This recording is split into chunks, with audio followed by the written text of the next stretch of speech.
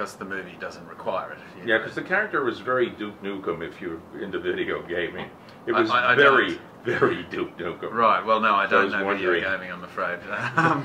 And I didn't really want to go back and look at a whole lot of characters. I didn't want to consciously plagiarise anything. Do you think he was as insolent as he is and cynical because of the way the world is developed? I think it's probably a combination of things. I mean, I think, his age, he's just, getting tired of the work that he's doing. But I do think, yes, that the way the world is developing and the fact that, here we have a prison that's now sort of thrust into outer space when obviously there's, the prison system here on Earth is in dire need of some reassessment and, in the same way that the planet is becoming overpopulated, prisons are obviously clearly overpopulated. So I do think that some of those elements as well I found obviously interesting, but I think what clinched it for me was his ability to have a humorous sort of view of that. But ultimately that is there just burying some sort of serious emotions, I suppose. Did they ever? I'm sorry, would you mind? Go ahead. I'm sorry. Go ahead. We've seen you play tough guys before, but never, I don't think, with this level of physicality. Can you talk about what it was like to work with Bisson's amazing team of stunt guys and what some of the challenges were in doing some of these amazing action sequences? Well, funnily enough, that stuff was really easy for me. Really? Yeah, I'm quite agile and quite physical and very fit, and so that stuff, and I really work from a physical point of view as an actor anyway, so even if I'm not in fight scenes or doing stunts as such, my physicality and the character's physicality is very present in my mind, and that's how I answer a lot of my questions, I suppose, when trying to sort of put a character together. So that stuff, it's always challenging, but it wasn't difficult, no. Did you work him from the outside in then? Was that easier to develop? Well, I don't know. No, not necessarily. I wouldn't say it's as clear as that, because you're also trying to understand him from the inside, ultimately. But I do, it's a bit of, I'll get so far from the inside and then I have to actually get on my feet and start moving around before I can sort of answer some more questions, and then I can delve a little further. And I mean, I can't sit around a table for weeks and weeks on end discussing a play and discussing the characters in the play. I need to get on my feet to start moving it around before I can actually find some of those answers. I'm not an intellectual, and a lot of my work, I think, does come from the physical place. The interesting thing is, it's true, your character isn't a stealthy spy. He just kind of, from the minute you land on that ship, everyone knows you're there and you're kind of lumbering around. Was that kind of a conscious decision to play it that way? Yeah. And did you guys ever have a discussion, well, maybe he should be a little stealthy? How did that happen? Well, I think, we needed one of those prisoners to see him when he arrived on the ship.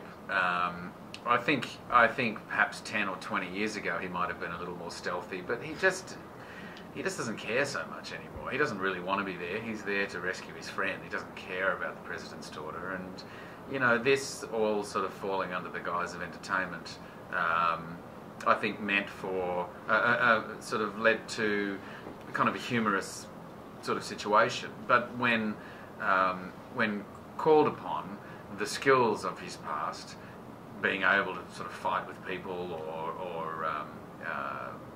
use equipment is something that he can do blindfolded, really. He's clearly a skillful guy, but he'd rather be sitting at home on the couch watching sports, drinking a beer now. He's just gotten to that point in his life. Do you think the relationship between Emily and Snow will last? Probably would, actually. I mean, I think that he probably needs to be challenged, and I think she's somebody who can challenge him as well as anybody can.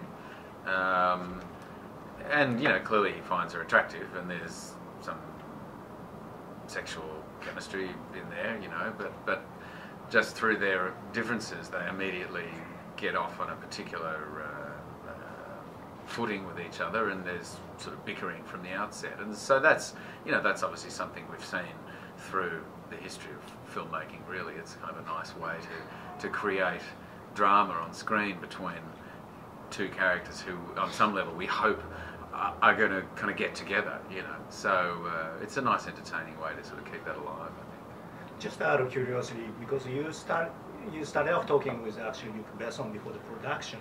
I was curious to how much of that actually Luc Besson input on actually while actually in a production, because he wasn't directing it. So correct. Right. So how's that? He really was with directors. He really wasn't there at all. I mean, I think all the work that Luke did was in the establishing of the script, and you know, he came to set when we were beginning and talked through each department, and really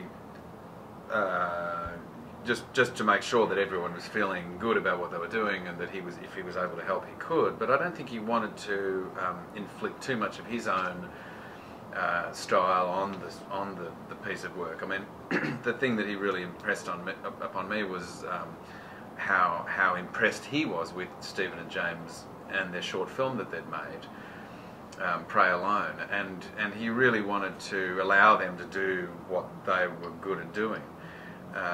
And having said that, the impression that I get is that he was far more present in the post-production stage. So throughout editing and throughout I mean, they had a lot of visual effects that they had to render for this movie, and I think Luke was very present during that period. How far back, sort of in this, future world, how deep did did everyone on set go into it? Because, obviously the audience doesn't really know much about the world other than, we're at the 56th present or whatever, so okay, we're, this far into the future, we have an overpopulation problem. How much did the actors know, about this world that the audience would never find out?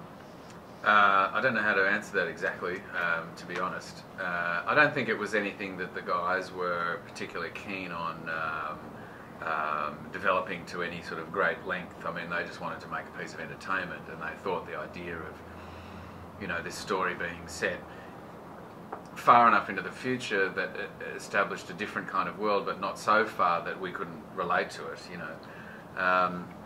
But we all had various questions about how we thought the world would be at this point in time.